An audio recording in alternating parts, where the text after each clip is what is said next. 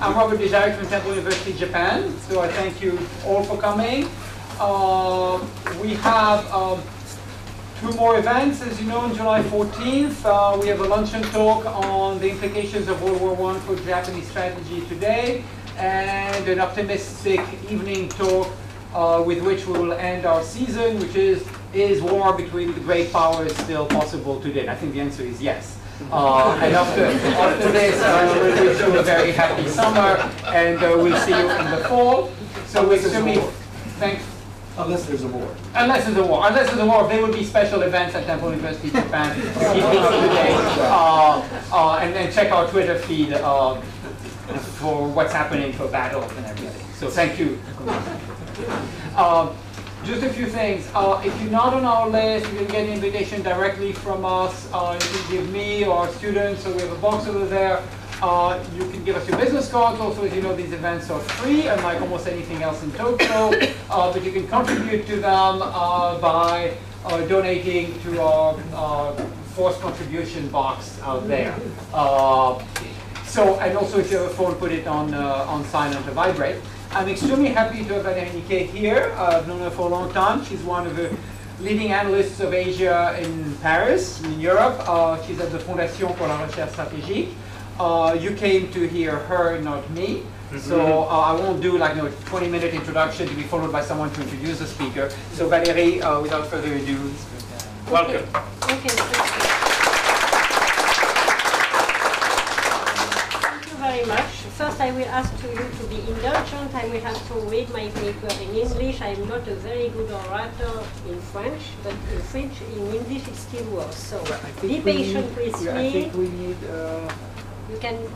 You hear me? You have to hold the... if you can fix it or... Okay, so... Is it all right? Oh. Can you hear me? That's the most important thing. So I will speak about the relationship between Russia and China with putting the Ukraine factor in it. Okay, I will do it. It will not improve. Is it okay? Okay. So according to China and Russia, if you listen to the official position, relations between China, I quote, China and Russia have never been better in history. This is a quote that you can have adapted to many countries. The last one was with Switzerland, where China said that relations between China and Switzerland has never been better in history. Which is not difficult in the case of Russia when one remembers the decades of hostility and frustrations between Russia and China. In my presentation, I would argue, however, that the solidity of the future of the strategic partnership between Moscow and Beijing can be questioned, at least. And in spite of a series of common interests on the global scene, there is a fundamental lack of strategic trust between the two. But first, one must not forget that for Beijing, one of the primary goals of this partnership was reached with the stabilization of the frontier with Russia, once the theater of a conflict that for nearly 30 years structured the deployment of resources and military capabilities in China. Freed from the Soviet, then Russian threat, the Chinese regime could turn to new targets on its eastern flank, particularly in the East and South China Sea, who better match its ambitions and the strategies of legitimation of the Chinese regime. This objective, which remains a very important one, as China does not want to face new tensions in the north, was achieved with the setup of a strategic partnership in 1996 with Yeltsin vastly diminished Russia. In 2001, with Vladimir Putin, a new treaty of good neighborliness and friendly cooperation was signed, followed by the creation of the Shanghai Cooperation Organization to replace the Shanghai Group established in 1996, and one must not forget that it was established as an answer to the NATO Partnership for Peace extension to Central Asia. This post-Soviet period was marked by the proliferation of high-level meetings, the solution of the border issue in 2004, and with the establishment of an annual dialogue in 2005 intended to feed this strategic partnership. So what is a common strategic vision between Russia and China? Actually, behind all the talk about the strategic partnership, the common strategic vision between Russia and China can be reduced to one element, a common hostility to American hegemony in a unipolar world. China and Russia both agree to claim they can offer an alternative to the Western model of international relations. This is, of course, in the context of US rebalance strategies towards Asia. In Beijing, America's pivot to Asia is perceived as a direct challenge, not so much to China as a nation, but to the strategy of legitimation of the Communist Party, which is based on nationalism and a stronger assertion of China's influence and power in its own backyard, meaning Asia. So, at the heart of the Sino-Russian relationship, there is China's hope to counter America's rebalance strategy and limit the overall influence of the United States on the international scene. There is also, of course, the common rejection of the universality of democratic Western values and the threat of regime change. One can almost say that for the PRC, this ambition is the almost sole real structural pole of the Sino-Russian relationship. So let's see now to what extent is China ready to go with Russia. In Beijing, some analysts defend the principle of a quasi-alliance with Moscow, the only power, I quote, daring enough to oppose the United States on Western hegemony. But this view is not officially, at least, predominant. In international forums, China and Russia are both, as you know, permanent members of the Security Council with a veto right, and Beijing and Moscow have strengthened their coordination and long shared a common position against sanctions and military interference on issues going from Iraq to Kosovo, as well as Sudan, Burma, Zimbabwe or Iran. But the partnership is also anchored in more concrete elements, the military cooperation and economic complementarity. For time's sake, in this paper I will focus on the military cooperation and arms trade. Military cooperation and arms trade has long been one of the most important structuring elements of the Sino-Russian relationship. From the mid-90s, arms trade with China represented more than 70% of Russian arms exports. These arms sales were also accompanied by a significant level of technological cooperation, which has helped China to accomplish a technological great leap forward in some sectors, for instance in missiles and radar technology. Thanks to these acquisitions, the PLA could improve or build its air, naval, air refueling, detection and targeting capabilities. And China relies also on Russian S-300 SAM for extended air defense. All this demonstrates the dependency of the PRC on Russia in spite of the progresses accomplished in the modernization of the PLA. From 2006, Sino-Russia arms trade dropped tremendously. In spite of this, the military dimension of the strategic partnership, in the eyes of China, remains one of the major markers of the Sino-Russian partnership in the broader context, again, of the rivalry with Washington. And while arms sales decreased, military cooperation has gained momentum with the multiplication of visits of the Chinese Navy to Russian ports, high-level meetings and participation to joint exercise in a multilateral or bilateral framework. For instance, since 2012, naval exercises called in Chinese Hai Shang Yan, which means united on sea. I don't know how to translate exactly. Are held every year. The last one was organized symbolically in May 2014 in the East China Sea to coincide with Vladimir Putin's state visit to China. The objective of this emphasis placed by Beijing on the success of the military cooperation with Russia is, of course, to send signals to regional powers on their US ally. However, as I mentioned in my introduction, there are important limits to the Sino-Russian partnership. First, in terms of military cooperation, frustrations are high on both sides. On sales of Russian weapons to China, despite the announcement of new projects, have not found the dynamism of the 1990s. On the Russian side, more than strategic fear, the main block comes from problems with China's intellectual property rights.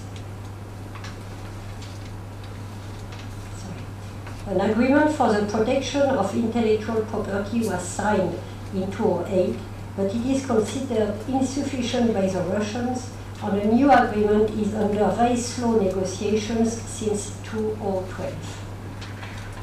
These accusations of piracy by Russia increase the feelings of dissatisfaction and frustration in China vis-à-vis Moscow's arrogance. One must not forget the episode of the Russian experts on which the new PRC depended heavily at the beginning of the 50s and who left China suddenly in 1960. But China is increasingly a competitor of Russia on the global arms market, particularly in emerging countries with consistently cheaper offers, as seen in Egypt, where the Sino-Pakistani JF-17, a copy according to Moscow, is competing with the Russian MiG-29, or in Turkey recently, where Chinese missiles HQ-9, inspired by the Russian S-300, were in direct competition with French or American, but also Russian offerings. China is also very much present in Central Asia, a former preserve of Moscow, where the Chinese planes co-produced with Pakistan could replace Russian ones in Tajikistan, for instance. In April 2014, during the Ukrainian crisis, the Russian press announced an agreement on the sale of some S-400 missile units to China, but the negotiations are far from finished. Similarly, in September 2013, the Russian press also announced, not for the first time, a deal for the sale of Su-35 to China, but this also has not been completed. China regrets the reluctance of Russia to provide the PLA its most sophisticated weaponry, as well as the prices asked by a Russia that is in a position of strength in some sectors. More fundamentally, however, in spite of its ambitions, China is still in the position of asking for Russian technology in a hierarchical configuration that does not match the image that Chinese leadership wants to project to the outside world, but also to its own population. This persistent asymmetry, which belies the official discourse on China's capabilities and successes, is for the PRC, in its relationship with Moscow, a major cause of frustration. But behind these difficulties, there is also a lack of real common strategic vision between Beijing and Moscow.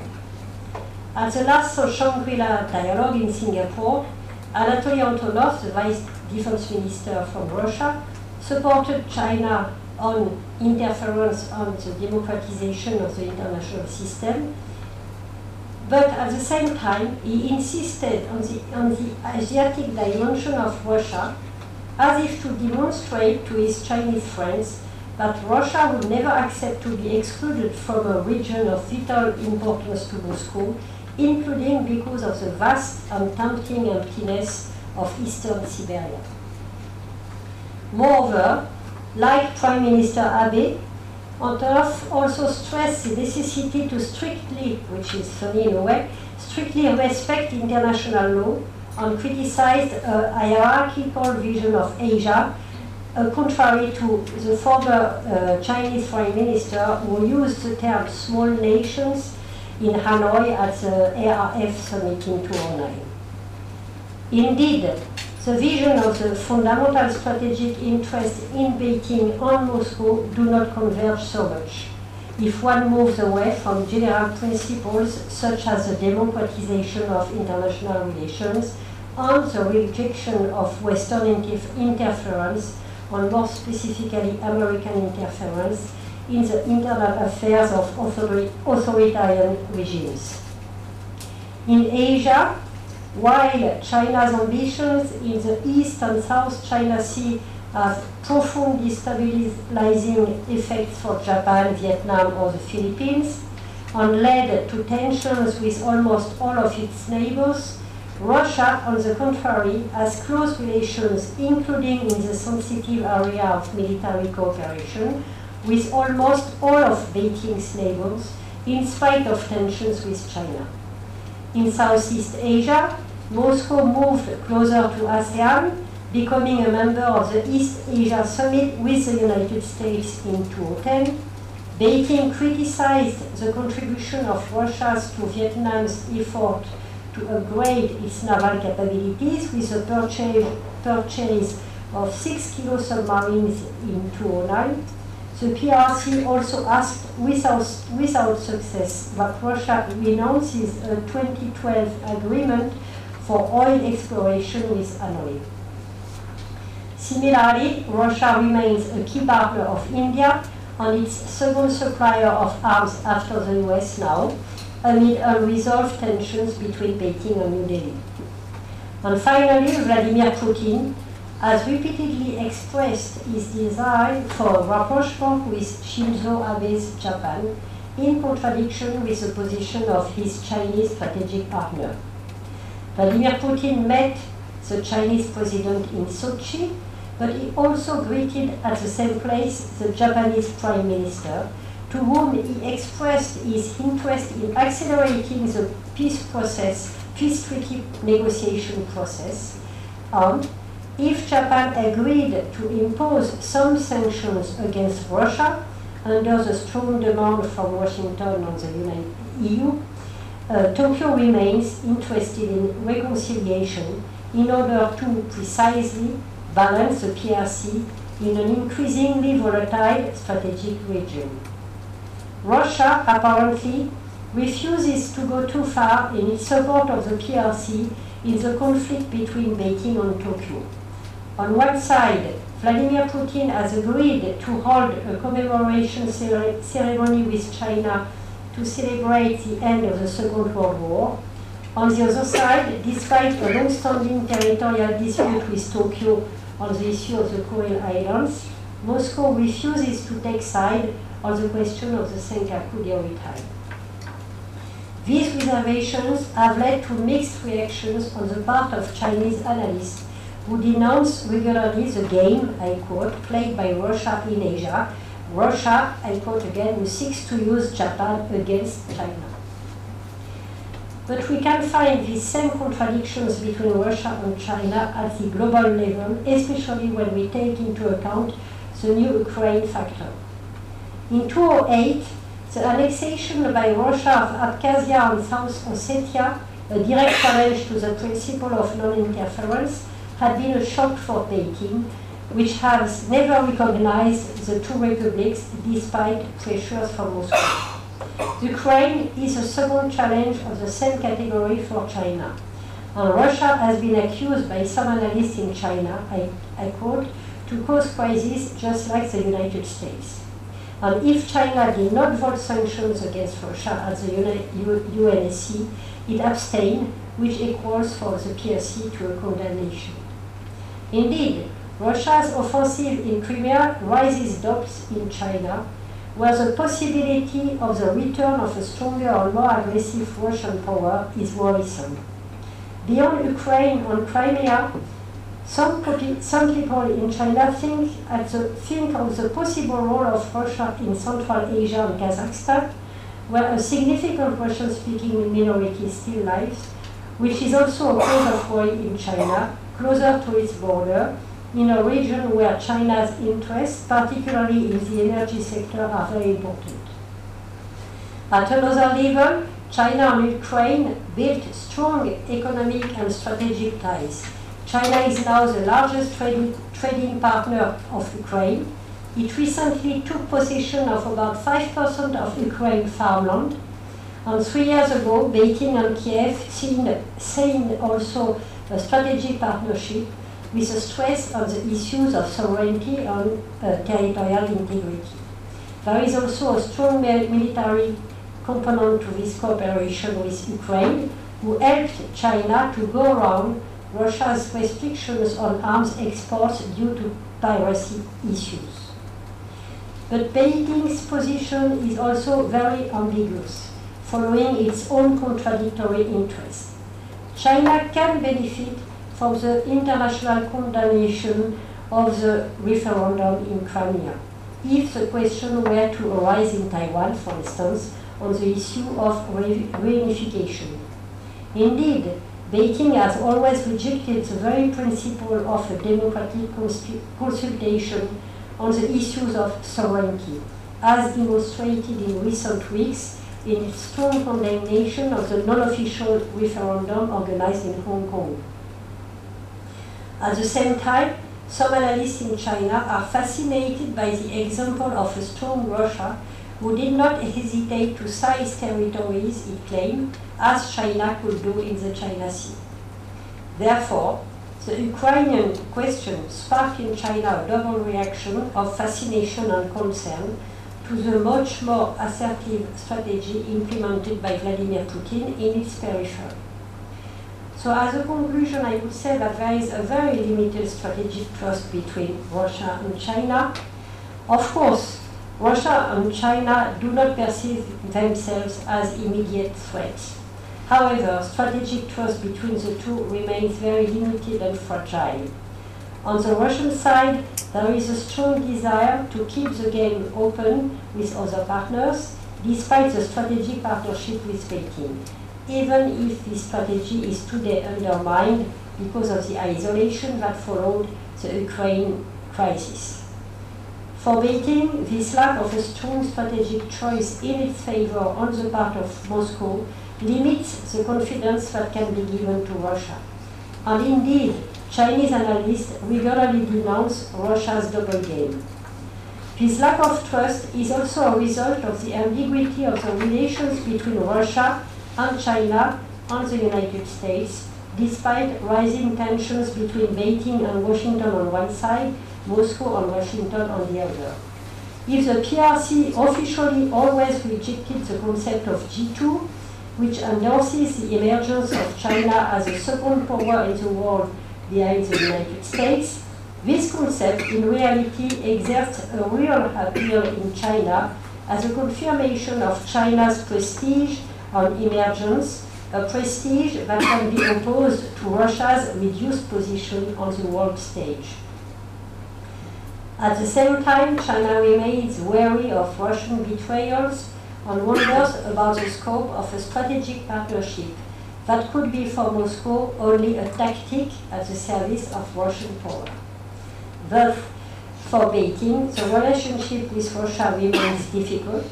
The partnership with Russia is useful, but it remains awkward and ambiguous. And the question of the rivalry between Beijing and Moscow, notably in Central Asia, is far from solved. Thank you.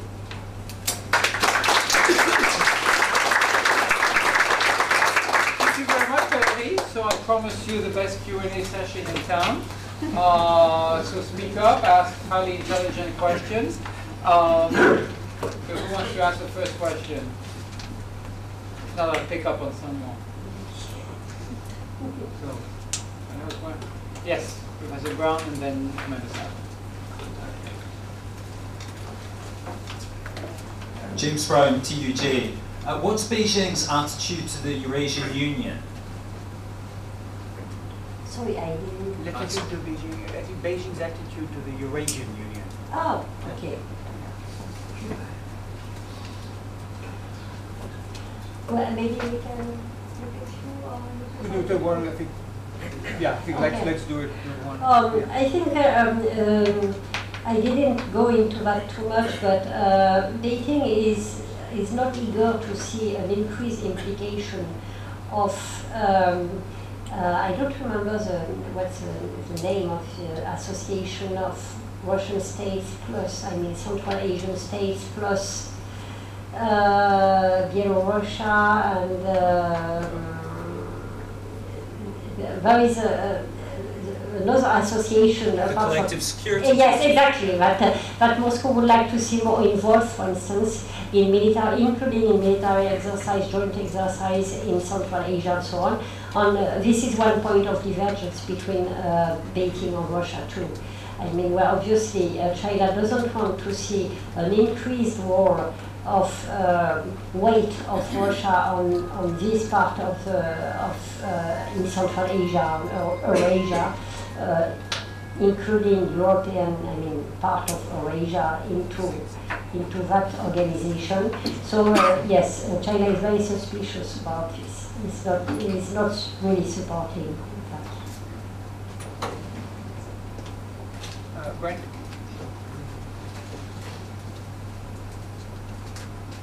You mentioned several issues of contention between the Chinese and the Russians.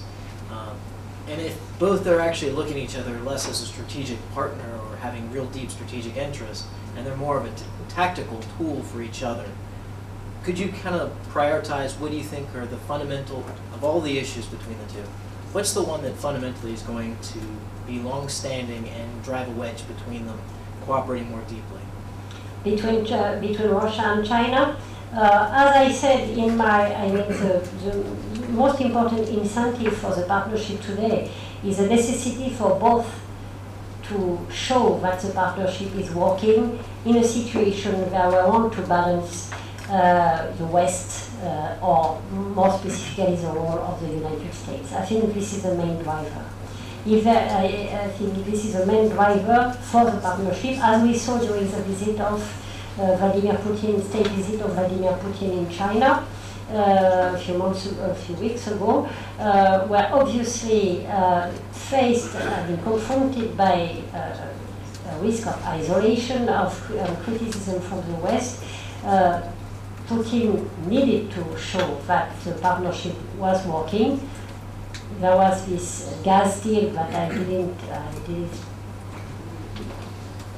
spoke too much about, but well, we can still discuss the reality of the deal in the future, but it has been signed, and on the part of China also, this is a tactic of united front in other terms, in order to demonstrate that China is not isolated neither, and that against the US it can create a united front at the strategic level. I feel this is the most important driver for the partnership. And what's the most important obstacle? Obstacles, yes, sorry. I think first there is, I think the most important obstacle on the part of China is the fact there is this say about China, not only China, but as no friends and no allies, and only tactical friends. And I think that the most important obstacle for long-term and really solid partnership lies in the fact that China is not very at ease with a partnership which is either balanced or where China doesn't have the upper hand. I mean, in the case of Russia, of course, there is all this talk about, including Russia, including how China's growth is so rapid and impressive comparing with Russia's situation, economic situation, and after the fall of the reduced status in the world. But still, China realizes that you cannot treat Russia as you treat Burma, for instance, or North Korea, or whatever. And it's not a very easy partner. I remember a few years ago I had a discussion, quite a long time ago, actually it was in 1998, I had a discussion with Yan Shuitong, who is a Chinese analyst, specialist of strategic affairs and so on. And I asked him about the possible return of Russia. He said this is a possibility that we refuse to envision. I mean, obviously the main obstacle lies in the la méfiance. Lack of confidence. Yes, lack of confidence and lack of trust towards a partner who can play who has its own cards to play, even if it's not as powerful as it used to be. To what extent, if I can ask a follow-up question, a lot of Far Eastern Russia, especially the southern part, used to be Chinese territory. Yes. Is this in the back of the mind? I mean, China has now made claims on the South China Sea that are already based on relatively ancient, or at least the history of China during the monarchy, saying this, there are traces of Chinese having been there 500 years ago, 1,000 years ago. You can say this about the South China Sea, you can say this about the Senkakus, you can say this about a big chunk of Russia. Yeah. Is this an issue both in China, and also is this a fear that the Russians have? Well, there is that a fear, one yes. day China will say, this used to be us. Actually, there is not one common position in Russia regarding China. Some people are very eager to really build a strong partnership with China, but there is also a large chunk of people, including at the top, who are very uneasy with China's ambitions, including in Siberia. And of course, well, officially, this is not a priority for China today to reconquer Siberia and eastern Siberia. On the contrary, as I said at the beginning of my presentation, to keep a stable border with Russia is very important for them. They do not want to go back to a time where they had to put all their capabilities against a threat from Russia or from the Soviet Union before. Of course, if you visit some museums in China, like for instance the National Museum, Place Tiananmen, where you have a big exhibition on the road to, how do you say, the road back to la route pour la régénérescence de la Chine. On the road to China's rebirth. Yeah, something like that. I don't know exactly the translation. I don't know, I would have to know Chinese, which I don't know to know. Yes. And there is a big exhibition about the history of China and the rebirth of China in a way, thanks to the Communist Party and so on. And you have big maps with small lights, little lights, electric lights, where all the territory is lost because of the 100 years of humiliation and so on. So of course these territories in Siberia are part of the map. So when you are Russian and visit that, you can wonder about the future.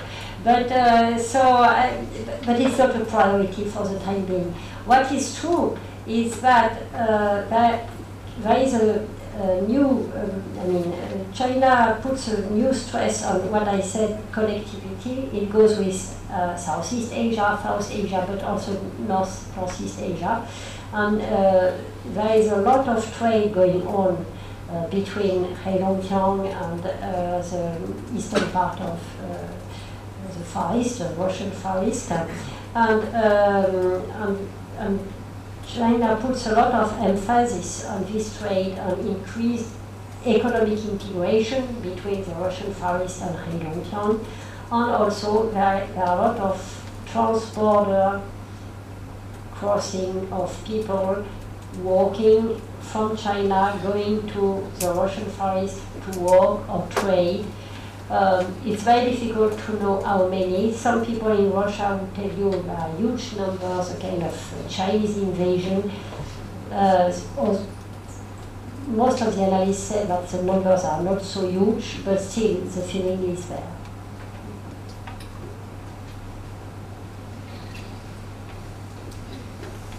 Thank you. It's sort of a follow-up from Robert's question, which is just about how Russia, whether this increasing trade in the area, I know that Russia's very interested in developing the Far East more. That's part of the one aspect of the overtures to Japan as well, I think, and developing its resources in the Far East. So how do you see that as part of this big picture? For instance, in terms of resources development in the Far East, including oil and resources, for a long time, things seem to be changing now, but we have to see how it will evolve. Russians were not open at all to the idea of accepting a lot of investment from China, including to help to develop these resources in the Far East. On the contrary, they built a strong working relationship on these issues with Japan, as you mentioned. And for instance, Japan is building new LNG facilities in Vladivostok and planned until recently, so I don't know how it will alter, to increase its import from gas, from LNG from Russia by a huge margin.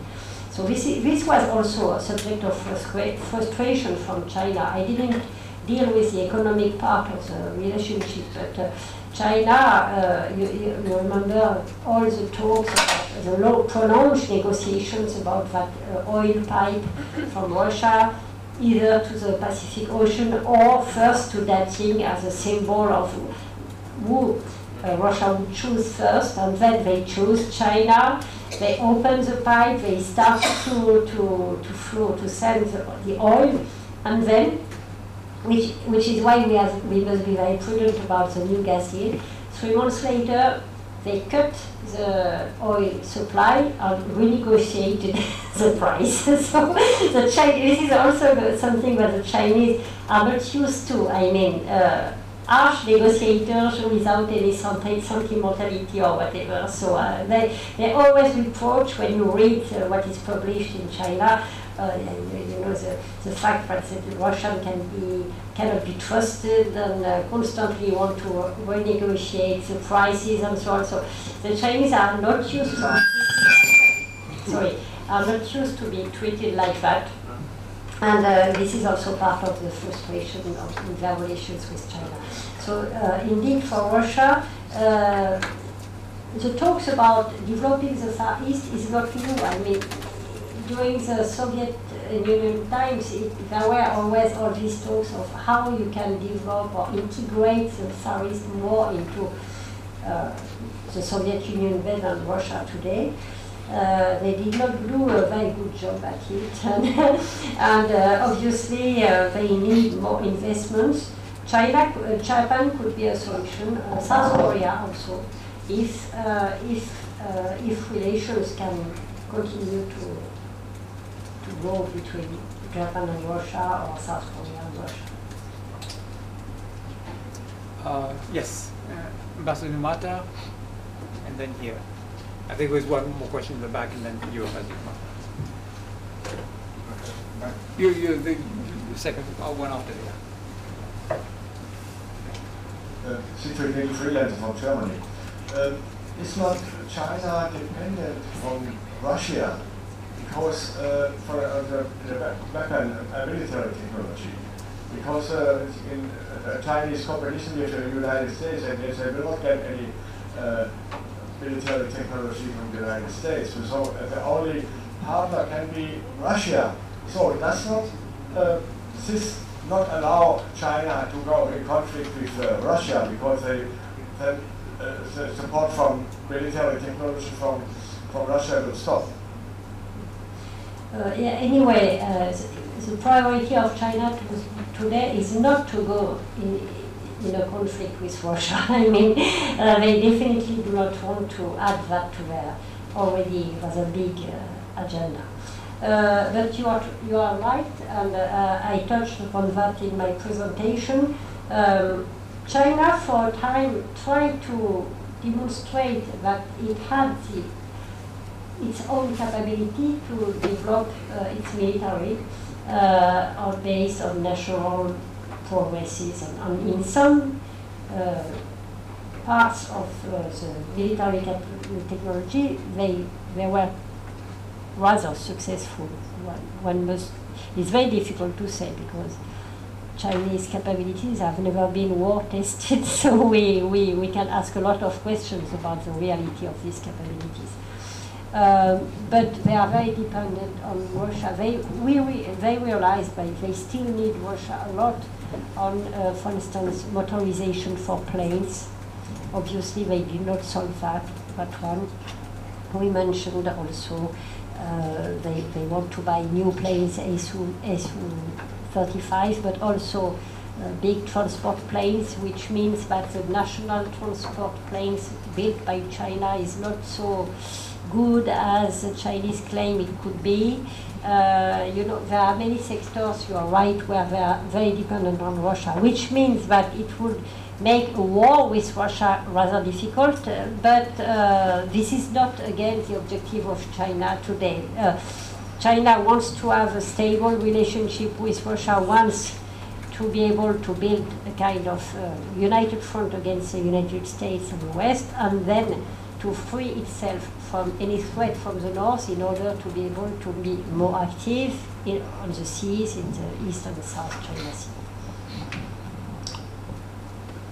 Sarakin was a retired diplomat. If I may, I would like to ask you somewhat different questions, not just limited to China and Russia. Just before I came here, I came across the article that you wrote for Le Monde on September the 25th, 2012. Mer de Chine, la guerre menace, war threatens in the Sea of China. And I was struck by 2 points you made. Towards the end of the article, you said, at least at that time, that Europe was not fully aware or has taken full measure of the challenges, crucial challenges, lurking in this area around the East and South China Seas. Has the European perception changed since? That's my first question. My second question is that you refer to, in describing the assertiveness on the part of China in the wake of the Lehman shock, Chinese triumphalism about how it got through the Lehman shock. You mentioned this triumph, but also you mentioned the fragility, the inherent fragilities. Now, nearly 2 years have passed. Has anything changed? For the last question, I would say that things may have changed, but for the worse. I think before Xi Jinping arrived, there were a lot of talk about how he would realize some reforms, including very necessary reforms for the Chinese economy and society, just to keep going. Apparently, this is not the choice he made. And the situation in China, inside China, is not getting really better.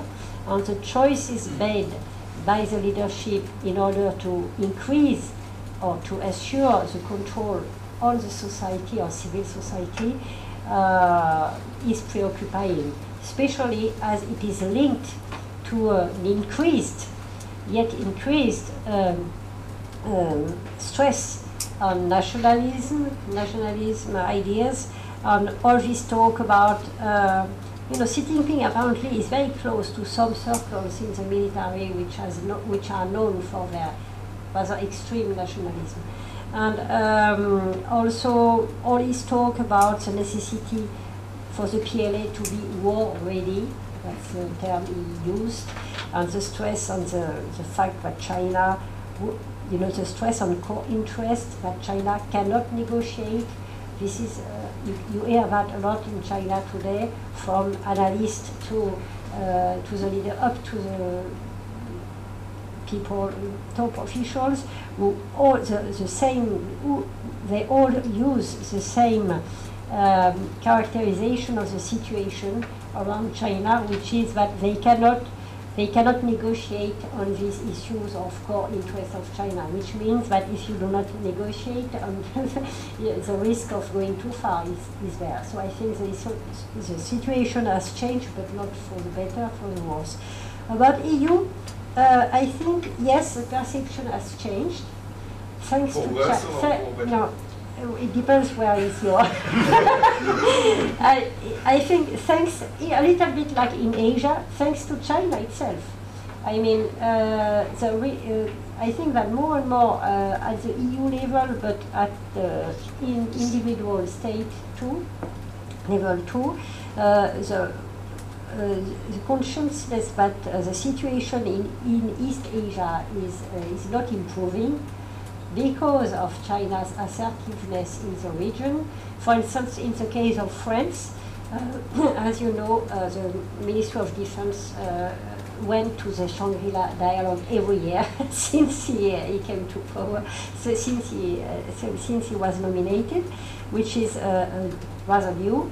And I had the opportunity to exchange very briefly, and he's apparently very much impressed by the strategic situation in Asia, much more than French politicians were used to be before. So I think there is a change in that sense. Can I follow up on Xi Jinping? There's been what's called a massive anti-corruption drive. Now, it can be interpreted in many ways. It can be interpreted and not necessarily incompatible with one another. One is that just it's a drive for power. This is a way to get more powerful. The other one is that he wants to really fight corruption. The third one is that he himself is also corrupt. I mean, Bloomberg says he has $400 billion in assets, which is pretty good on a government salary. And so that it has nothing to do with corruption, it has to do with power. How do you look at it? I think it has to do with power and with corruption. With power, because it's a good way to let go of some factions and re-establish the balance of power inside the leadership in China, which is always difficult to really define. But I think this is part of the. It was like 2 years ago with Bosilai, and there were a question of factions. So this is one part of the issue. This is also a way for Xi Jinping to show that he has power, as he is able to implement that anti-corruption drive, including to the top level. Recently, it was the former chief of staff, I think, Minister of Defense or chief of staff, Su Tianho, who has been, put under arrest, and so it goes pretty up. But it can have a very difficult result if at the same time it cannot deliver, for instance, on growth or prestige or whatever, which is that inside the Communist Party, and especially inside the top ranks of the Communist Party, people are very afraid. And some people might, some of them just leave, put the money out of the country, put the family out of the country, and prepare to go in case of. So this is one reaction. The other, apparently, we heard, but I don't know if it's true or not, that former President Jiang Zemin and Hu Jintao made some noises about the fact that the anti-corruption movement should not go too far. Because if it not reach them? No, not reach them, and not divide. One of them, the obsession of the Communist Party is to be internally divided, like there were before or during the Mao eras many times, before the Cultural Revolution and after.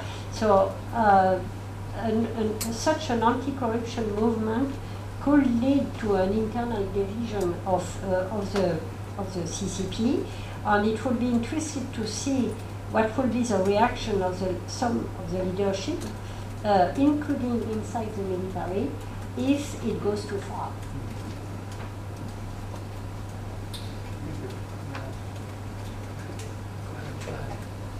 Sorry. Thank you. I don't know if my question is going to be relevant, but do you think as Russia and China are trading more and more, especially regarding, is it on? Yes. Yeah. Especially regarding energy, do you think that Russia would turn more into the east and eventually stop trading with European Union? Well, first, they are not trading so much. They want to. They constantly say that they will improve, but the aim is $100 billion in 2020, which is not a lot when you compare these two huge countries. And this includes, of course, the energy deals. And according to what I read, the last energy gas deal is less than 10% of what Russia still exports to the European Union. And there is another factor. China does not want to be dependent on Russia, and Russia, more than that, Russia does not want to be dependent on one buyer, China. So it will limit the extent of their cooperation, and I think that for Russia, the gas deal, for instance, is a way to bargain with Europe and to bargain with other potential buyers to show that they have another opportunity, but it's not the main source.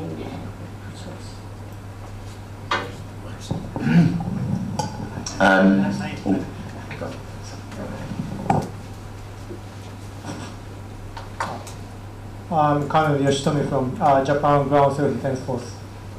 My question is about the Arctic Ocean. So Arctic Ocean has rich potential about the shorter sea lane of communication between Asia and Europe, and also it has the undeveloped natural resources under the seabed. So I suppose both China and Russia share the common interest in Arctic Ocean. So my question is, what do you think about the possibility of cooperation on the Arctic Ocean in future? Well, actually, I did not mention the Arctic Ocean, but this is also another subject of contentions between China and Russia. China asked for many years to be given the status of observer nation of the Arctic Ocean, and Russia for many years fought against that. And what is very funny is China said that it was a kind of global commons, so it should be given observer status. And Russia for many years was very reluctant. Russia finally accepted, I think it was last year, it took 7 or 8 years, many years before they accepted.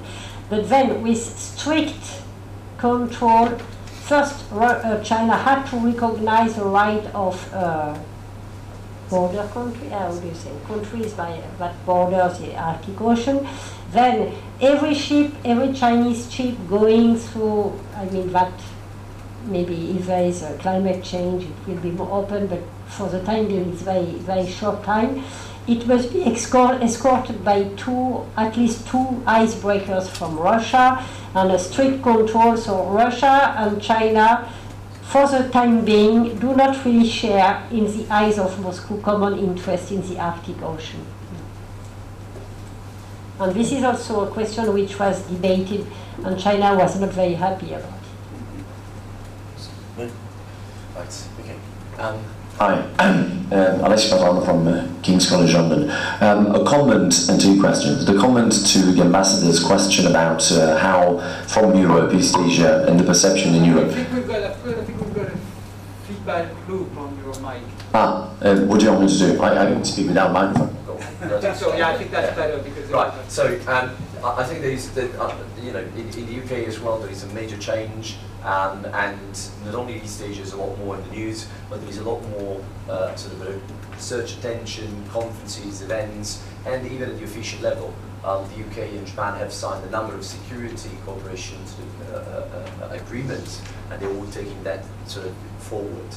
And not only at the EU level, but also in NATO context. Past month and a half, there were a number of conferences organized by Northern Maritime Command, NATO, and all the top commanders, both at the operational and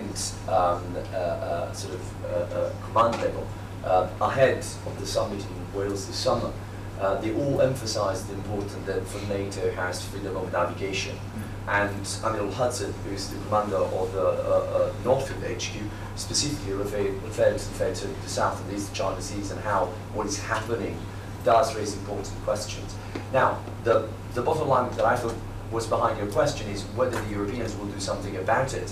Well, it depends. Politically, certainly yes. Militarily, you know, the UK is going to have a carrier without planes in 2020.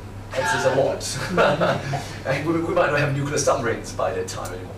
The two questions were, specifically, the one point that you raised about the military exercises. The past 2 to 3 years, there was a substantial component of amphibious landings into the joint Russian-Chinese exercises. And analysts speculated about the fact that that's sort of hooked back to the various islands disputes that China has, and of course the Taiwan scenarios. So how much do you think that is substantial? This shows that the Russians sort of reluctant to do it because there's a practice and you go on with that. One thing you didn't mention, North Korea. North Korea and Sino-Russian relations, is it a driver, or sort of a driver of cooperation or a wedge towards that cooperation? About the military exercises, I think the military exercises between Russia and China are both a show to the outside world.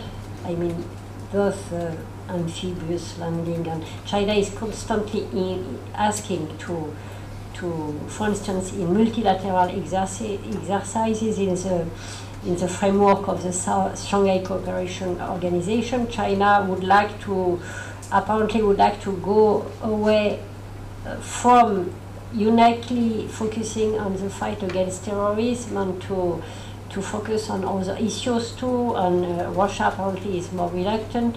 But I think what is interesting in these exercises, especially the exercises at sea, is they're also a way for Russia and China to show to each other their new capabilities. And especially the Chinese were very proud in 2013 to demonstrate the capability of the PLA Navy, comparing with Russian Navy, which was very diminished a few years ago. By the way, to talk about European situation, as you know, France has decided to sell to Russia 2 Mistral's boats, and the 2 Mistral's boats should not be put near Ukraine, but in the East China Sea, for the East Fleet. So it's very important for Russia. It's very important to. I mean, the development of the East Fleet, obviously for Russia, is also due to the increase of Chinese military capability in the region, I think. And about North Korea, North Korea is trying very much to revive the very comfortable position it had when it could play Soviet Union on one side and Russia on the other. So they are trying to revitalize relations with Moscow. They also are completely dependent on China in terms of oil, for instance, on aid. And so they would like to build a closer relationship with Russia in order to have another opportunity apart from China. Russia has had many. For a long time, there was these plans of building, oil pipes going through North Korea to South Korea. For the time being, it's not very active, I think.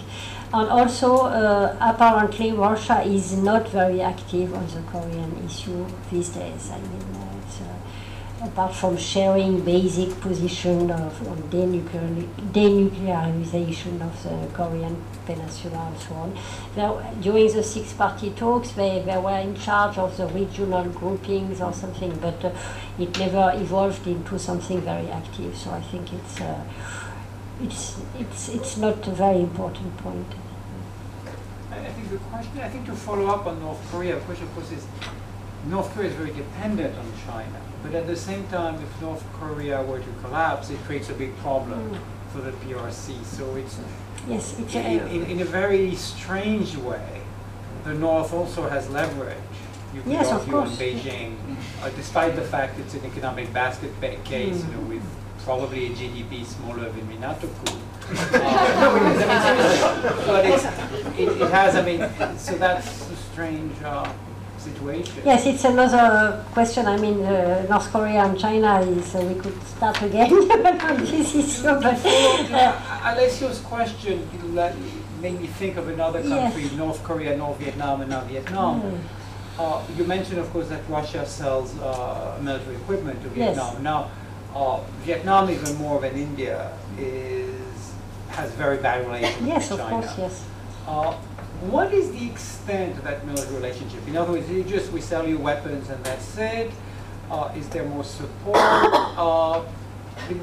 What can we say about the Russia-Vietnam-China triangle? Well, definitely Russia is supporting Vietnam. I mean, in the limits of its own capacities, but in terms of selling arms, kilos, and there were some talks about Russian coming back to, like the US, maybe it will be very crowded, but coming back to Kamhan, and and so if everybody is going back to Kamhan, you will have to establish. But definitely, Russia supports Vietnam. They, as I said, they signed an oil deal with oil exploration deal with Vietnam, and the Chinese asked them to stop the deal, but they refused. And as I said, Russia has very close, including at the strategic and military level, relationship with all the countries with which China has problems. You take Vietnam, you take India, you take even Japan. I mean, Japan is different, but still, Russia doesn't want to really go in a quarrel with Japan. On the contrary, so. And with North Korea, it's just that I think the regime, North Korean regime, is very difficult to manage, and I think even for Russia, it's not an easy. I mean, it's not easy what to do with North Korea. What are the limits and what you can do, what you will get in exchange. So I think that's why it's more difficult to build a relationship with North Korea. And as to relations between China and North Korea, I think that the limits of course, China would prefer reformed, more civilized, in brackets, and benign and richer and more open North Korea. But they are not ready to go to the end of that reasoning, which would mean the collapse of the North Korean regime. Not maybe because of the official reason in China. If there is a collapse, it will be awful for China with a huge number of refugees. I really do not know why all the refugees will go to China instead of South Korea, but anyway, this is the official. This is of the official. I mean, rushing. I mean, just out of a regime like North Korea, you rush to China. I do not see the logic in that. But anyway, this is the official position of China. You have to avoid a collapse because the risks are too big for China. But actually, the only reason why China doesn't want a collapse is that it still believes that North Korea is a strategic asset.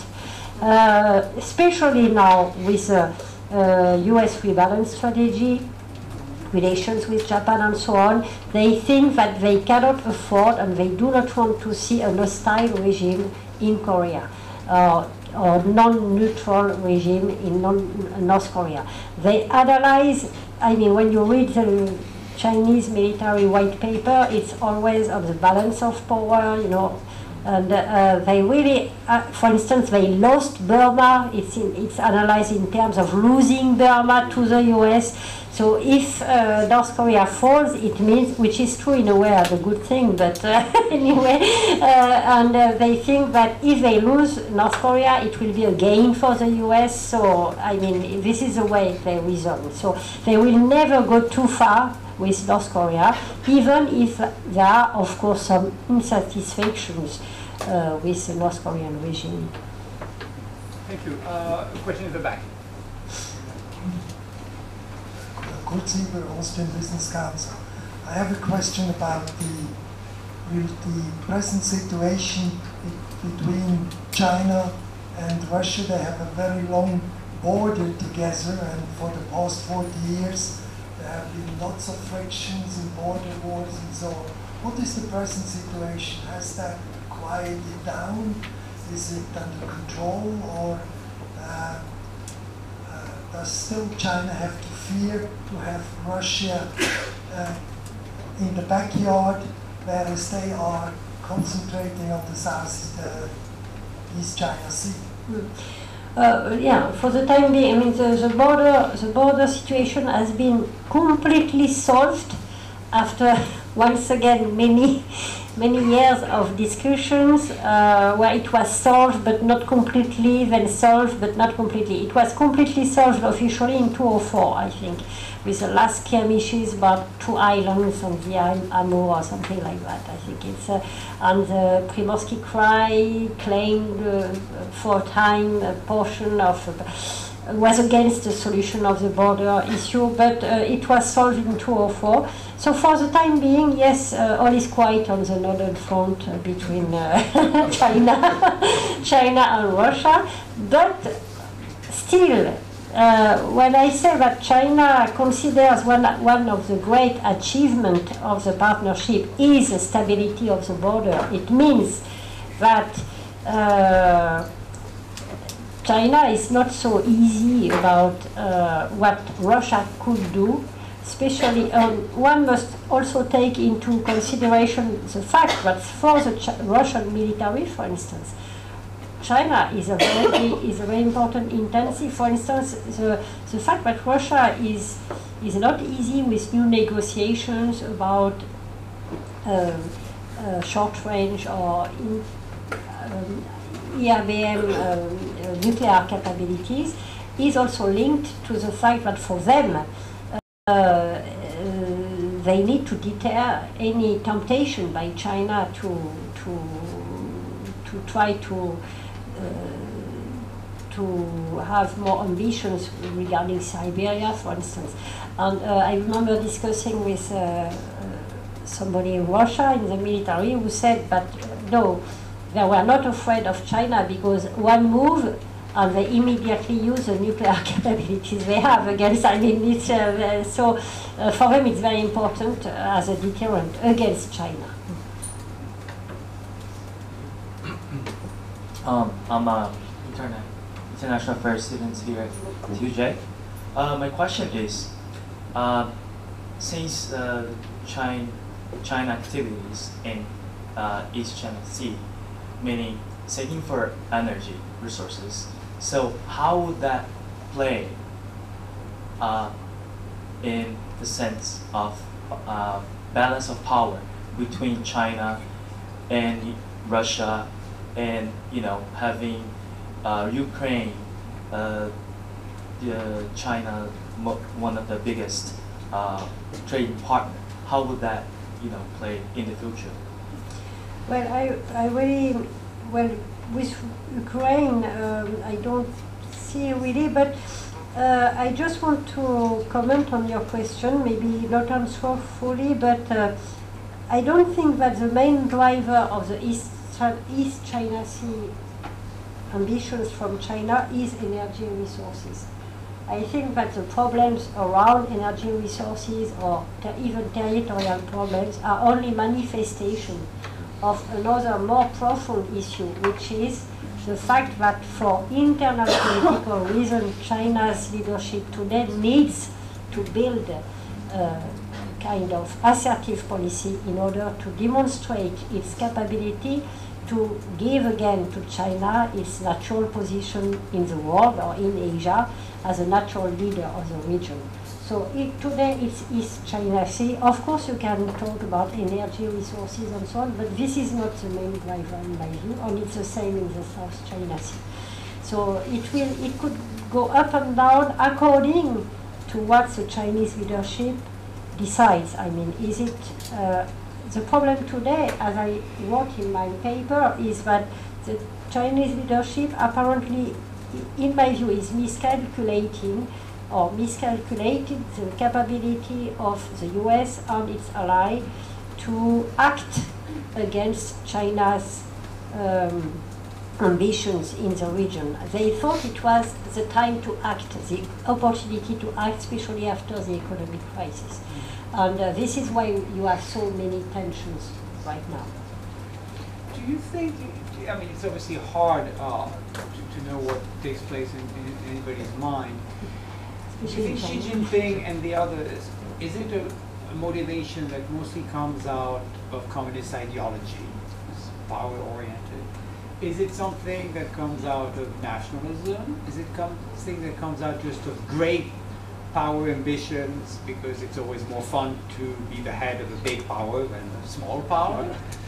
Is it a desire to deal with domestic instability, to show the people, look, we may be corrupt, there may be, the air may be unbreathable, but at least we're expanding?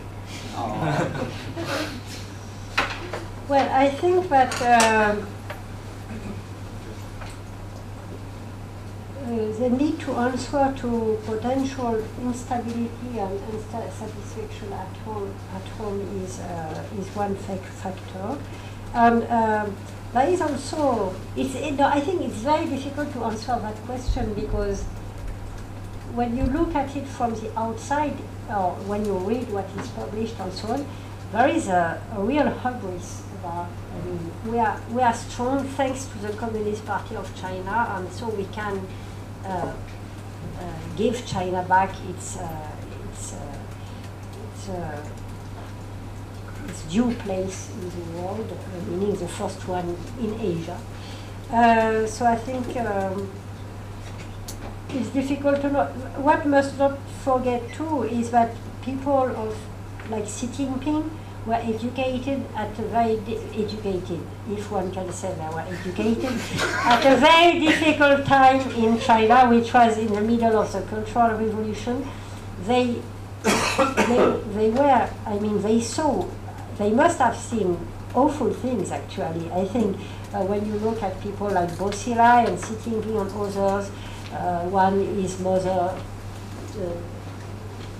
committed suicide, and they spent years in the countryside and so on.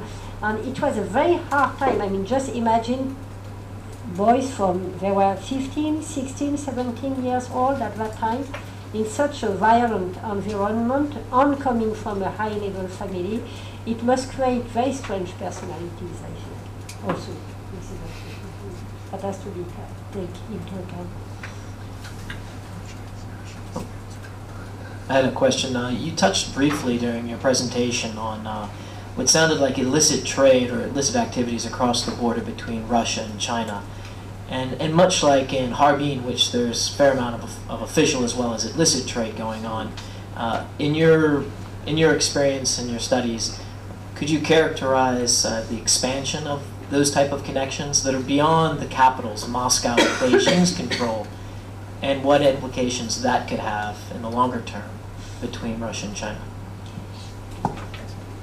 I don't know up to what point it can go, but the question can be asked for all the borders around China. I mean, Vietnam and Yunnan, for instance, where in Yunnan you develop a different kind of vision of relations with Vietnam than maybe the ones in Beijing, or even in Central Asia between Xinjiang and so on.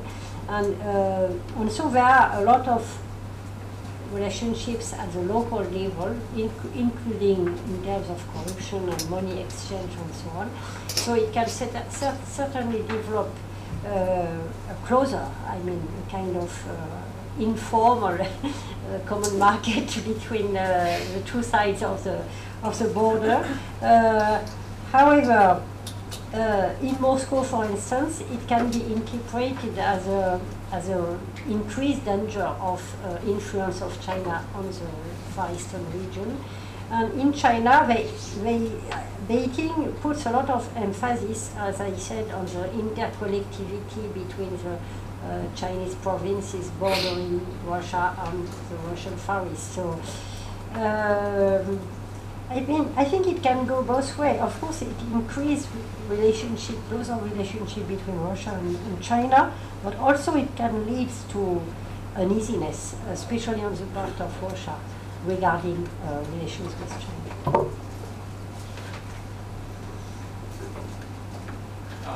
My name is Sato, and I'm a small business owner and regular participant to this public seminar. I have one question. I feel a little bit uncomfortable about not hearing the views on the United States and President Mr. Barack Obama's policy against Russia and China after the event in Ukraine.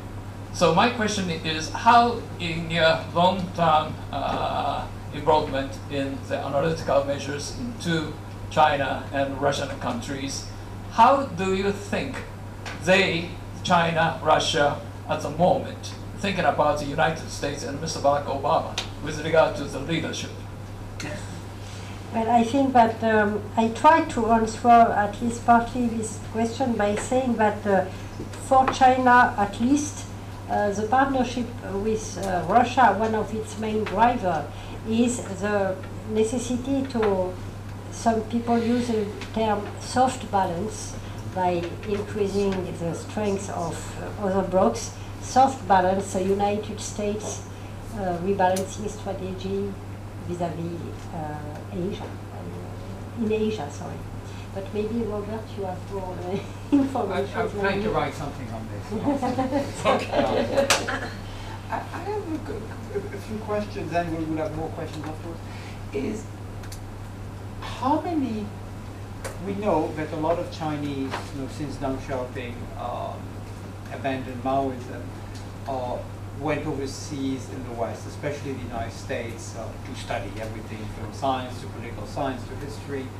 We know that since the collapse of the Soviet Union, obviously a lot of Russians have either immigrated or been involved in exchanges in Western Europe or in the US. What about the Russo-Chinese relationship at the academic, intellectual level? In other words, how many Chinese go to school in Russia? I mean, to university or graduate school? How many Russians? My impression is that in China there's an enormous academic policy community that studies the United States, and has links with you. How big is the Chinese analytical community when it comes to Russia today? Well, actually, I do not have exact figures, but it's very few now. Both ways? Russians to China, both ways, including with, there was a very strong China school in Russia, but it's diminishing. I mean, it's not a priority anymore. So both ways. And one must say that when you go to conferences in China and with the Chinese speaking for China-Russia relations is usually rather from the older generation and was educated in Russia at a time when Russian was compulsory. And that's a long time ago. Yes, that's a long time ago. And these people are quite old, I didn't want to say that. And especially people in the military, for instance, you have some people from the military who study in Russia, speak Russians, and are specialists are still speaking for Russia-China relations. And of course, in each institute in China, you have one specialist of relations with Russia or with Central Asia, but this is not at all a large community, and definitely people do not go to Russia anymore to study like we do to the United States today, including apparently Xi Jinping's daughter, who is studying in the United States also. So, yeah, she's at Harvard. At least some said, I mean, a Chinese expert I talked to said she was brought back from Harvard because it looked bad on Daddy. But this, I think, was never proven. I mean, in theory, I mean, she doesn't live under her own name. I assume everybody knows her because, I mean, there are not that many Chinese students at Harvard. It's probably kind of, I mean, we're not talking about thousands. So when you divide them, female Mandarin speaking, Plus, it's kind of hard if you don't say your father's the president, you have to invent something about your family. And because most of the Chinese who are in Ivy League universities are from very privileged families, a lot of them probably know each other before. So it's not a random sample of 1 billion people. So if you kind of belong to a small elite, you say, well, you know, Dad works for the government, what Americans used to say when their parents worked for the CIA. Well, Dad works for the government. Well, what does he do? Well, you know, he lives in a big house. I mean, obviously somebody knows who she is, but the story is that Jiang Zemin's grandfather worked on, grandson, not grandfather, worked on Wall Street. There are a lot of them. But I think that all the sons or daughters of the high-level leadership in China is studying in the United States. There's almost no exception. Are the Russians interested? I mean, in the West, what you're seeing now in Europe and the US, and you're saying some young people will say, it's good to spend a year abroad in China, this is a new market. I mean, you're seeing this. I mean, it's not untypical for European. No, it's for European American. The fascination for Russia for China in Russia is quite low, I must say. It's quite common. I mean, you have many U.S. business schools, especially that will have, like, you know, a term in China or something. European business schools. No, but I think this is a thing we have in the West to be fascinated. Okay. We have been fascinated for so long. Russians China. Aren't. I don't think they are fascinated with China. In a way, they are because of some people in Russia. I'm joking, but some people in Russia do admire how China could achieve such a high growth so quickly. But it doesn't mean that it translates in terms of fascination or whatever. I mean, one issue you haven't touched on is Russia's relations with the other China, with Taiwan.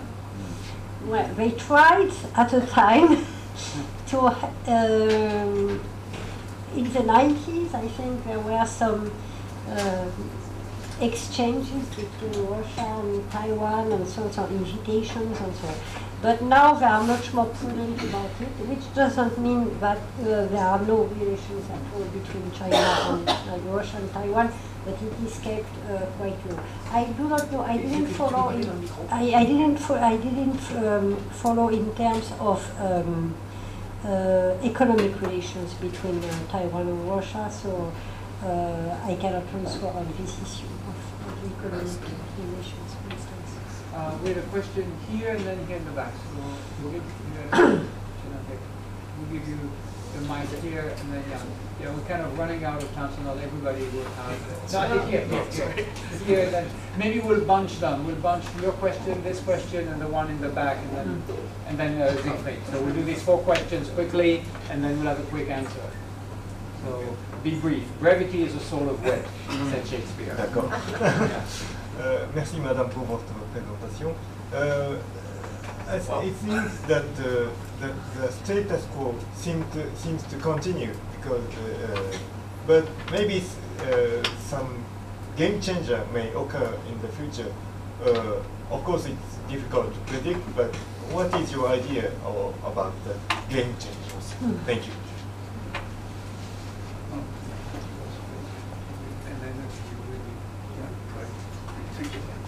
Thank you. My question is that EU and NATO approach to Russia. You know that after the Russia is acquired the Crimea, you know the Russia is not. Can you hear in the back? Okay, very short. She'll repeat the question, so go on.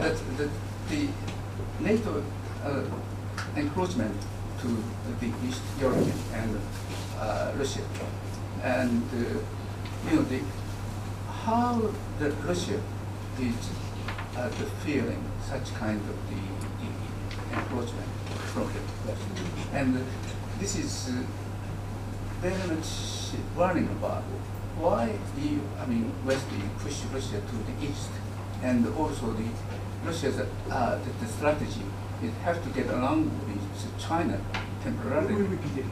So that brief, short, because we have 2 more questions. Okay, that's all. Okay, thanks. Sorry.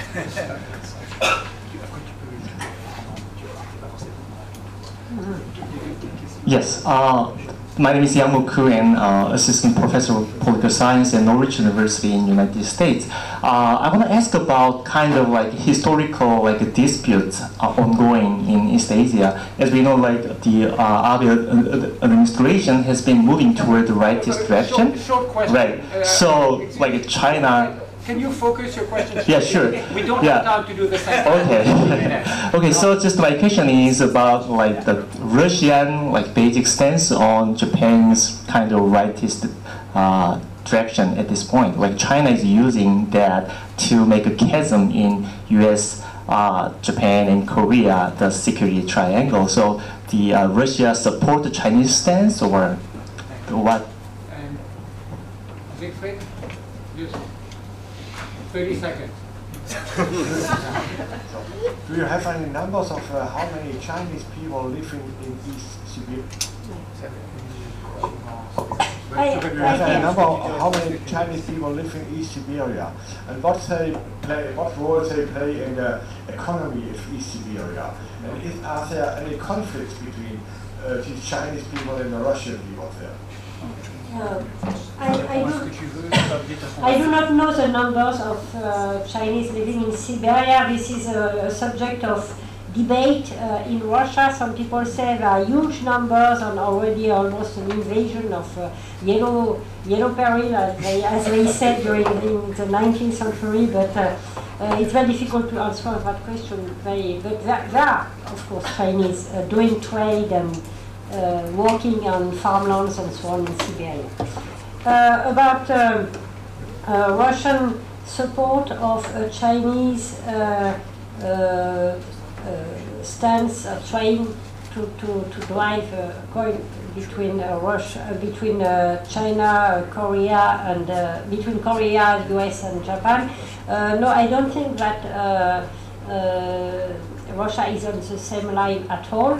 As I said, Putin apparently is very eager to improve relationship with Abe's Japan, Shinzo Abe's Japan, and I don't think that they share the same position of China on the issue of Japan, including if you take in historical issues. And about with the question about Europe encroachment is more about Russia, and I'm not really a specialist of Russia, so it's more difficult for me to answer.